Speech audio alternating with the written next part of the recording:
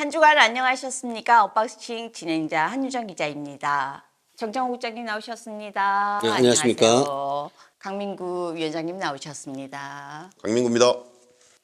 제가 출퇴근할 때마다 강민구 위원장님께서 거신 현수막을 보면서 출근을 하거든요. 근데 그 문구는 직접 다 짜시는 거예요? 아닙니다. 대부분 중앙당에서 또는 시당에서 정하는 문구입니다. 아, 그래요? 근데 조금 좀 워딩이 세던데요? 예, 뭐 지금 시국이 하수상하니까 센 겁니까? 저는 안 세다고 생각하는데 그게. 다른 분에 비해서는 좀 특히 좀 센 것 같더라고요. 저희들은 제가 지역구민인 건 아시죠? 예. 할 말은 한다 이런 기조입니다. 네. 자, 윤 대통령이 세 번째 김건희 특검법을 또 거부권을 행사하셨어요. 그 더불어민주당의 김용민 의원 계시잖아요. 예. 그분 별명 뭔지로 혹시 아세요? 글쎄요. 더맨더머라고 옛날에 그랬었는데 연산군도 장록수 특검 3번까지는 거부 안 할 것 같다라고 얘기를 하셨는데 또 재의결을 10일로 미뤘어요. 이거 미룬다고 해서 과연 국힘 안에서 분열이 일어나서 내란표가 과연 내 표가 나올 수 있을까요? 지난번에 그 김건희 여사에 관한 특검법 두 번째 그 재표결을 할 때 어쨌든 간에 국민의힘에서 반란표라고 할 수 있는 게 4표가 나왔지 않습니까?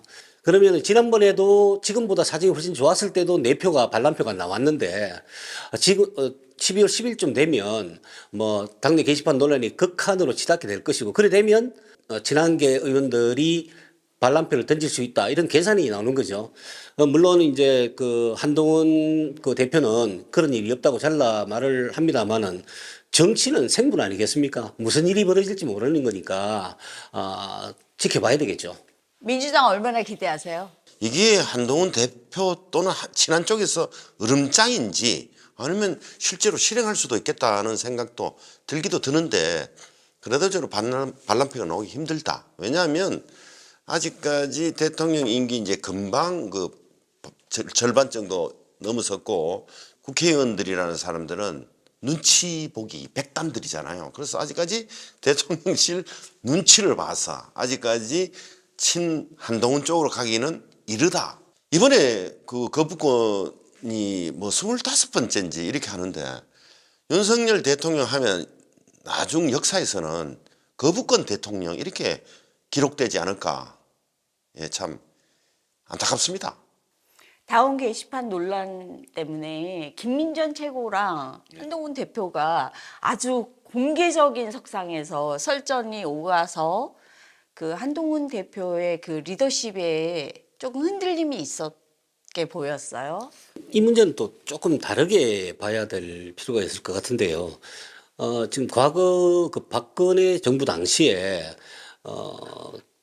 그 이루어진 총선에서는 여야 할 것 없이 그 당시 여당이 절대로 질 수 없는 선거라고 했거든요.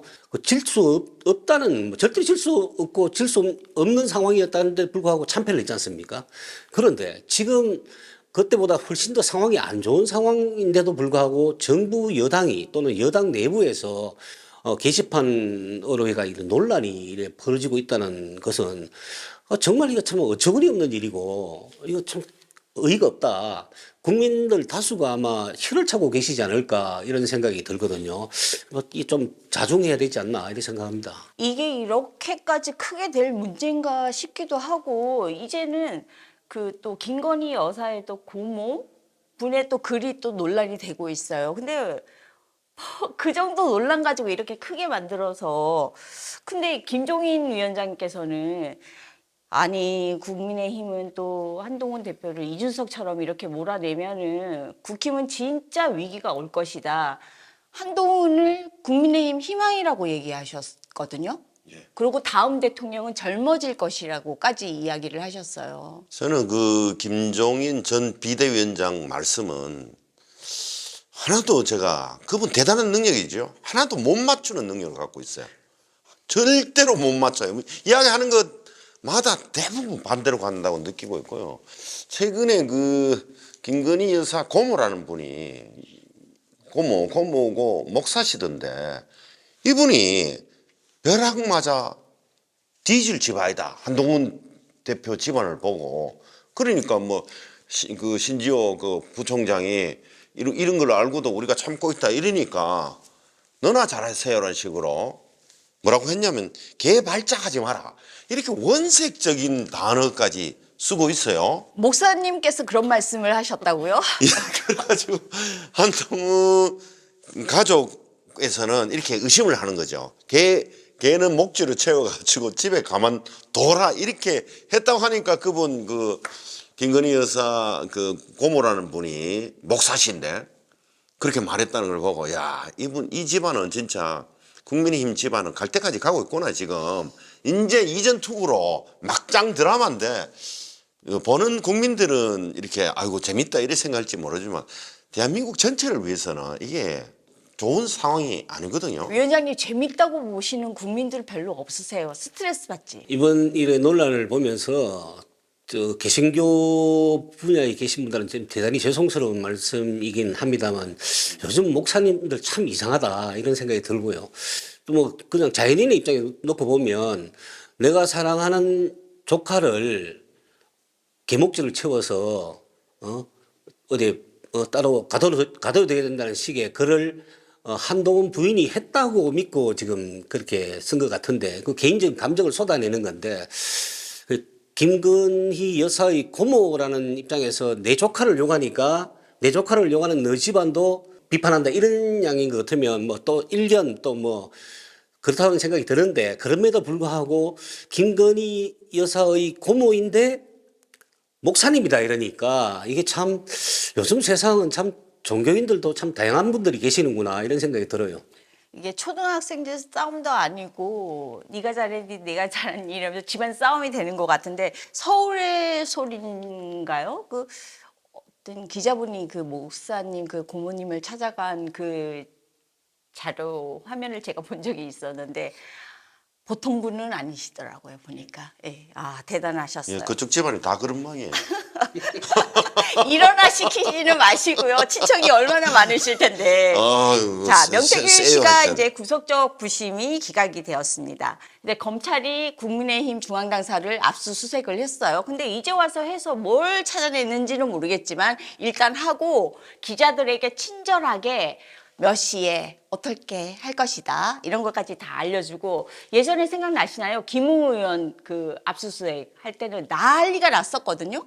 근데 너무 반대된 그거였고 갑자기 오세훈 시장이 막 거론이 되면서 그 후원자 김한정 씨 이제 거론이 되고 있습니다. 그러면은 그 명태균 씨의 폰을 황금폰이라고 좀 치겠는데 그 황금폰이 과연 명태균 씨 폰만 황금폰일까요, 위원장님? 저는 명태균 씨는 삼성폰을 쓴 것 같아요. 삼성폰에는 이 설정만 하면 자동 녹음 기능이 된다고 그러더라고요. 녹음이. 그래서 이게 어마어마한 자료가 더 있고 그래서 이것을 명태균이 지금 구속됐는데 자기 날 잡수시오 하면서 그거를 폐기했을까요? 갖고 있다고 보고 다른 경우는 갖고는 있지만은 결정적인 게 없을 수도 있는데 뻥칠 수도 있는데 저는 그렇지는 않다고 보고 여러 정황상 뭔가는 있는데 딜용으로 좀 찾아주세요 검찰 분들. 황금폰이라고 하니까 어떤 분이 진짜 황금으로 만든 폰이냐고 그러시는데 이거 김한정이라는 분 후원자 말씀이죠. 그죠? 20억으로 그냥 강혜경 씨 입을 좀 막자 뭐 이런 얘기도 있었다는데 20억 뭐 이렇게 1억 이런 후원자를 오세훈 시장이 모를 수가 있을까요? 황금폰 말씀 나오셨으니까 그렇지만 이제 명태균 씨가 스스로 했는 말이 있습니다. 휴대폰이 나의 변호사다라는 말을 했거든요. 그 자신이 가진 휴대폰 그 내용이 자기를 살릴 수도 있는 뭐 그런 확신을 가지고 있는 것 같아요. 좀 전에 말씀하셨습니다만 마창대교에서 버렸다라고 했는데 교통 기록 카드를 보든지 이런 걸 봤을 때는 버렸을 가능성도 어렵고 그래서 마창대교에서 폐기했다는 가능성은 거의 낮게 보이고 저도 그 휴대폰은 존재하고 있을 거라고 생각을 합니다. 그다음에 좀 전에 오세훈 그 서울시장의 이야기를 했지만 큰 정치인들 그렇게 큰 정치인이라는 표현이 좀 그렇습니다만은 좀 유명세를 가지고 있는 정치인들 중에서는 대부분 드러나든 드러나지 않든 스폰서를 가지고 있는 것은 뭐 다 알고 있는 사실이고요. 그 스폰서를 해주는 그 사람들은 암암리합니다. 암암리.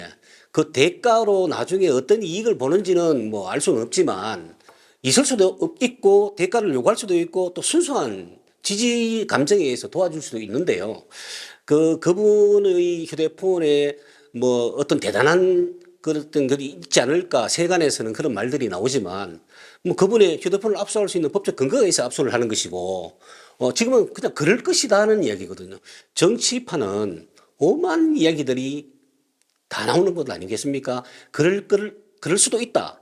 그럴 것이다. 그럴 것으로 추정된다. 이런 것 때문에 이슈를 삼기 시작한다면 뭐 한도 끝도 없는 것이고요.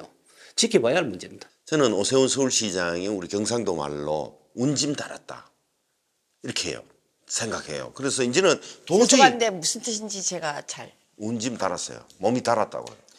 몸이 달아가지고 이분이 지금 굳이 자기가 안 했으면 침묵으로 해서 대응할 수도 있는데 입을 열기 시작했단 말이에요. 그럼 자기 스스로 이걸 스스로 저는 인정하고 더 이상 지금 단계에서 진화하면 안 된다고 위기감을 느꼈다고 봅니다. 그리고 또 이 김한정 회장 또한 강혜경 씨하고 통화할 때 명태균이 파일이 1000개 이상 있다는 것 본인도 인지를 하고 있고 4년간에 걸친 통화 내역을 갖고 있다는 거 아닙니까? 그죠? 막대한 양이에요. 이렇게 지금 한두 개씩 터지는 것도 봤을 때 이거를 숨기고 있을 때도 엄청난 지금 외압이 안 들어오겠습니까? 못 찾고 있는 거, 일부러 못 찾고 있는 척 하는 거 아닌가 싶기도 하고 이래요. 네, 이재명 대표가 위증교사에서 1심에서 무죄를 선고받는 그 장면이 인상 깊었습니다. 마치 대한민국이 올림픽에서 금메달을 딴 모습보다도 더 환호를 외치시면서 무척 기뻐하시던데 1승 1패가 됐습니다. 이제.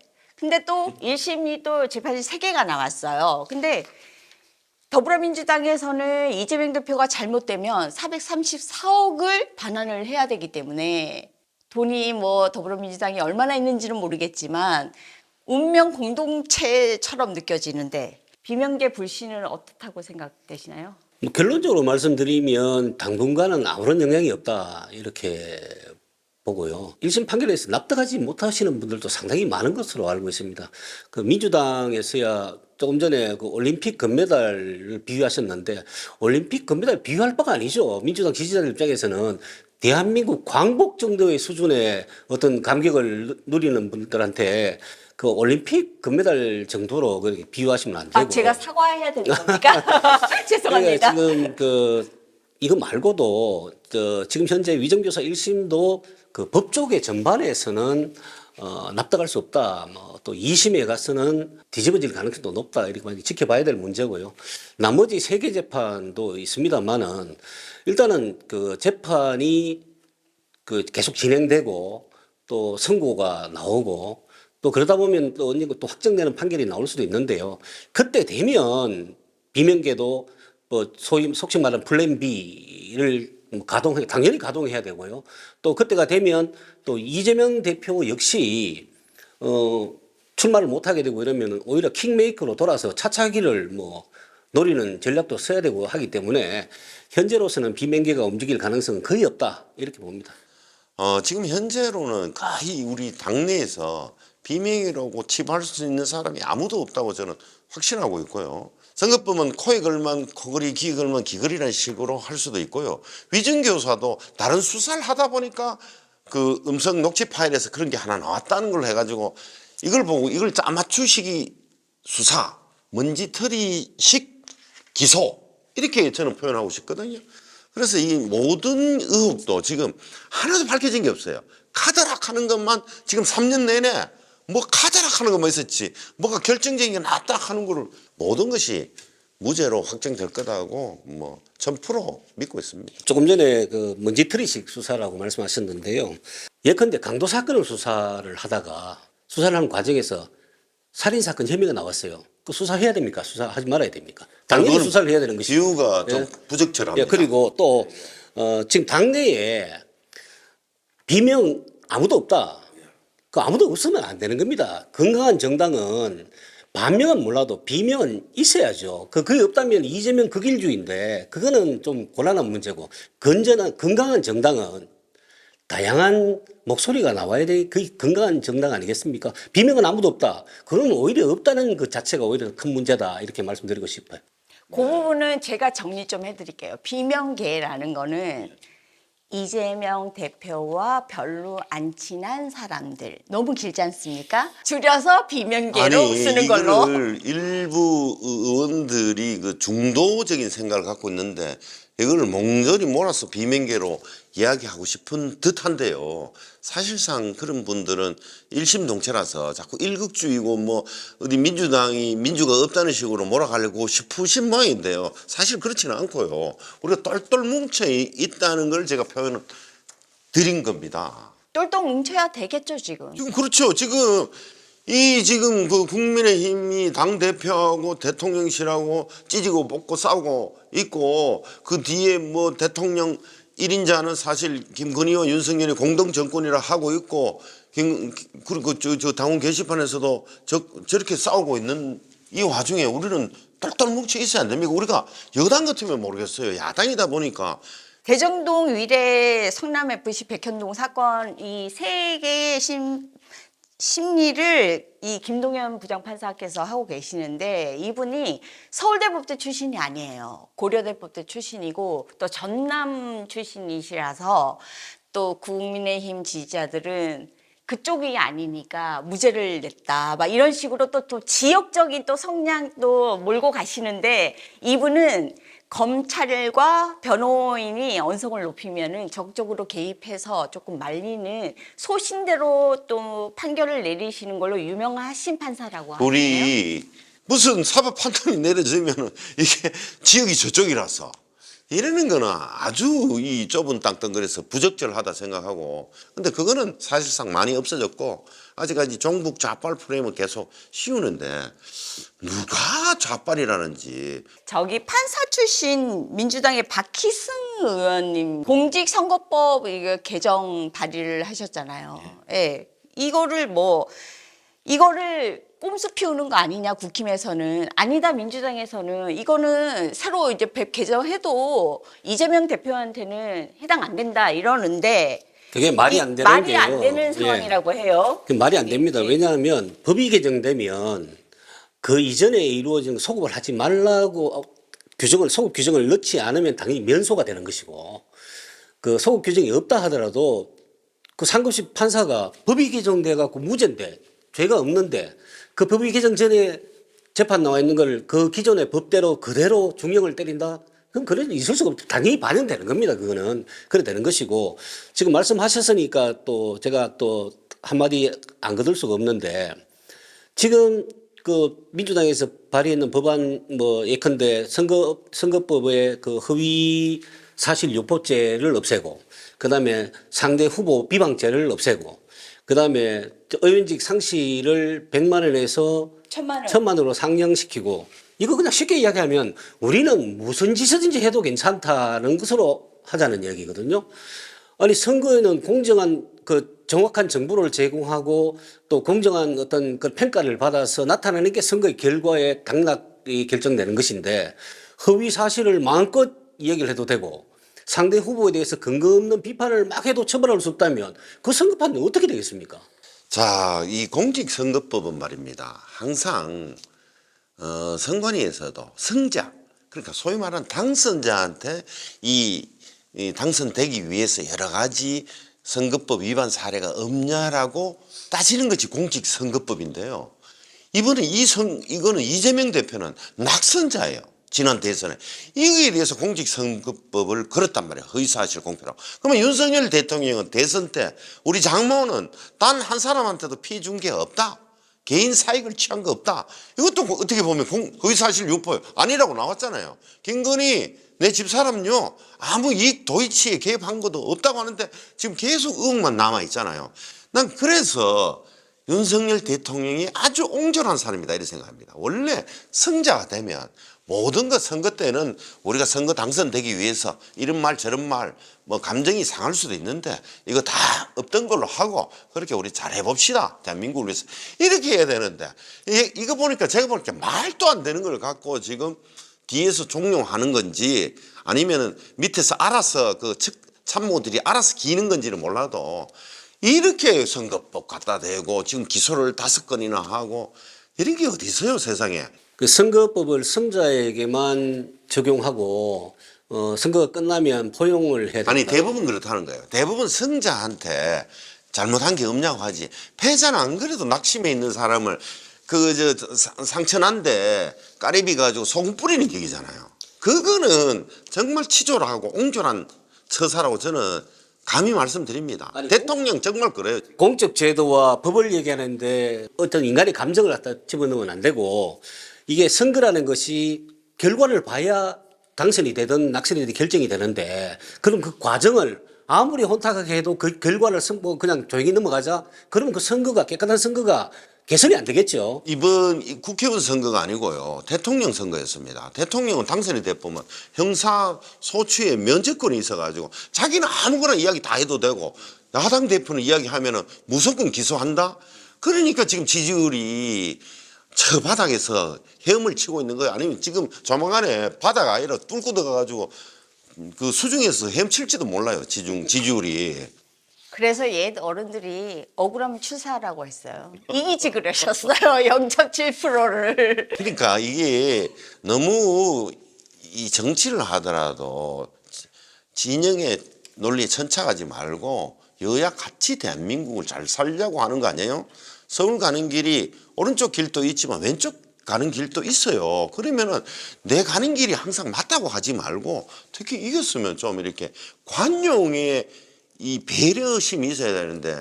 말씀을 들어보면 민주당은 항상 관용과 배려가 있는 것처럼 말씀하시는데 총선에서 압도적인 의석을 가진 민주당이 국회에서 어떻게 했습니까?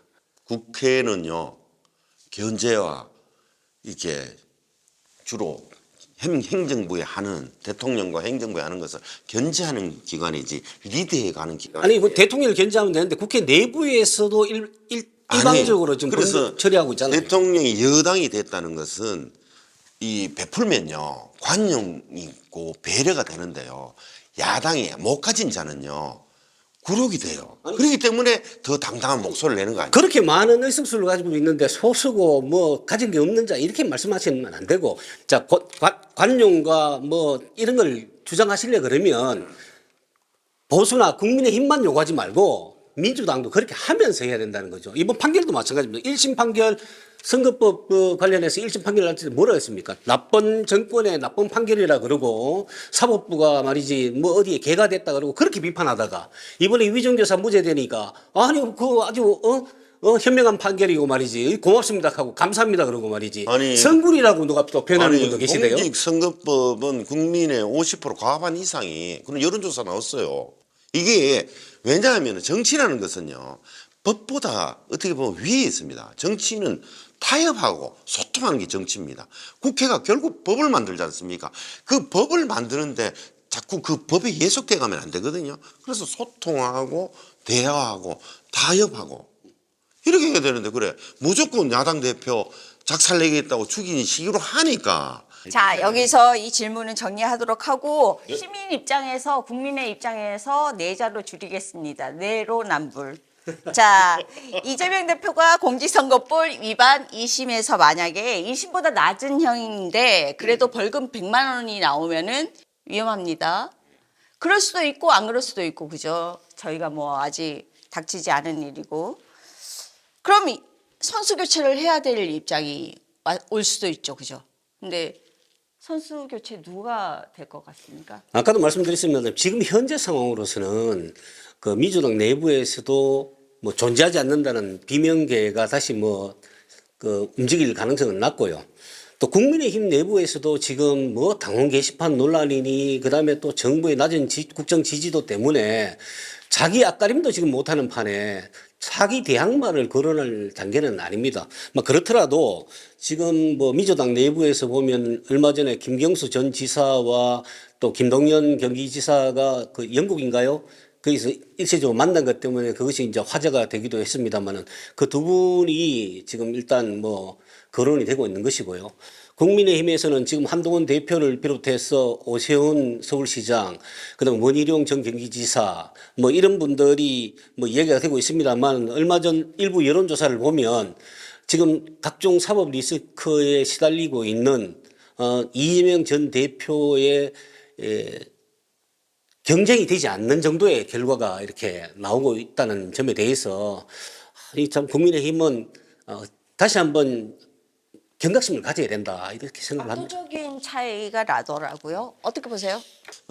우리는 그런 민생을 살리는데 주안점을 갖고 또 먹산이지 먹고 사는 것이 꼭 이것이 국민에 대한 도리다고 생각해서 민주당이 훌륭한 정책을 내놓고 저는 이제 그 위진 교사의 무죄도 낳는 만큼 당에서도 조금 더 국민 먹고 사는 문제, 먹산이즘에 대해서 좀 더 따듬고 국민에게 어필할 수 있는 그런 귀에 쏙쏙 들어오는 대안을 빨리 제시하기를 저 역시 바랍니다. 그런데 민주당이 지금 이번 국회에서 제출한 법률안에 한 40% 정도가 규제 법안입니다. 규제 법안. 경제가 잘 돌아갈 수 있도록 만들어야 되는데 지금 민주당은 물론 민주당이 추구하는 가치 때문에 그런 것도 있겠지만 기업을 뭐 어떻게 규제하는 법안을 자꾸 만들어낸단 말이에요. 특히 또 미국이라는 나라가 우리보다 훨씬 더 민주 가치라든가 평등 가치라든가 노동의 가치가 훨씬 더 강조되는 미국이라는 사회에서도 그 어떤 고강도로 노동을 하면서 고부가 가치의 그 어떤 기술이라든가 이런 걸 만들어내는데 우리는 주 52시간에 얽매여서 그렇게 못하지 않습니까? 이번에 반도체 관련해서 예외 규정을 두니까 그것도 민주당에서 반대를 하고 있어요. 그러니까 그 먹고 사는 문제 아주 저 대단히 지지합니다. 그 이재명 대표가 요즘 와서 조금 실용적인 입장을 취하고 있는 부분은 제가 그동안 보지 못했던 이재명 대표의 태도 변화에 대해서 굉장히 공감하고 굉장히 다행스럽게 생각하는 바가 있습니다. 그런데 이재명 대표만이 그런 말을 한다고 해서 먹살림점이 이루어지는 게 아니지 않습니까? 대표의 말에 따라서 민주당에서 만들어내고 있는 각종 법률안이든가 또 정부, 그 윤석열 정부가 내놓는 아까 뭐 하나도 없다는데 왜 하나도 없겠습니까? 있겠죠. 부족하면은 보완해서 진행시킨다든지 이렇게 협조하는 부분이 좀 돼야 되고 그렇다고 생각합니다. 자, 이재명 대표뿐만 아니라 한동훈 대표, 조국 대표, 이준석 대표 다 조금 리스크가 있습니다. 근데 국민 입장에서 봤을 때 이 사람들 말고 좀 정치권에서 조금 유망주, 숨어있는 보석, 다크호스, 불쑥 나타나서 이 나라를 구해줄 뭐 영웅 될 만한 사람 없을까? 이런 생각을 하시는 분도 있을 것 같은데 국민 입장에서 봤을 때 국힘이든지 민주당이든지 어디든지 정치인 중에서 좀 젊은 정치인 중에서 눈여겨볼 만한 분 없을까요?